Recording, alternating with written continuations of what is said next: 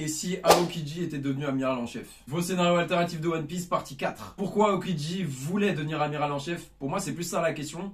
Parce que depuis qu'il a été introduit à l'arc Foxy, on voit qu'il a vraiment du mal avec l'idéologie de la marine. Il a du mal avec la justice que la marine applique en fait. Il a du mal à obéir aux ordres, il a du mal à se dire que vraiment c'est ça qui est juste.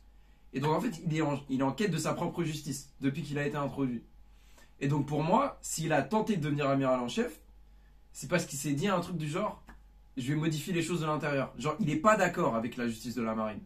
On l'a vu, il n'est pas d'accord avec ce qui s'est passé à Ohara. Il n'est pas d'accord avec le fait de traquer une petite fille et de la tuer. Il n'est pas d'accord avec ce genre de choses. Il n'est pas comme Akainu, il n'est pas en mode justice absolue, tu vois. Et donc, moi, ce que je pense, c'est qu'il s'est dit, ok, je deviens amiral en chef, ok, j'arrive tout en haut de la hiérarchie et je vais changer les choses.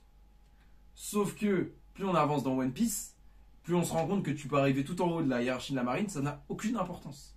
Parce que c'est pas les mecs qui sont tout en haut de la hiérarchie de la marine qui prennent les décisions. Les Akainu, les Garp, les Sangoku, c'est pas eux qui changent les choses en fait, dans le monde de One Piece. Parce que eux-mêmes, ils sont aux ordres des gens qui sont au top du gouvernement mondial. Le Gorosei et Im-sama.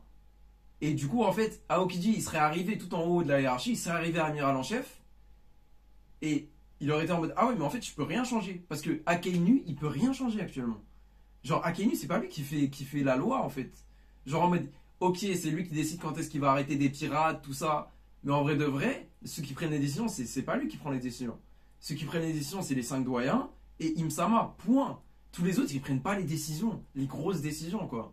Donc je pense que Aokiji, il serait devenu amiral en chef, ok. Il aurait tenté un peu de changer les choses pendant un petit moment. Et puis ensuite, il se serait rendu compte qu'en fait, il avait aucune chance. Puisqu'il n'y a aucune chance que vraiment ta parole ait du poids face à celle des 5 doyens. Ils vont prendre les décisions et toi, tu vas juste regarder, en fait. Et au moment où il se serait rendu compte qu'il ne peut pas changer les choses de l'intérieur, je pense qu'il aurait quitté la marine.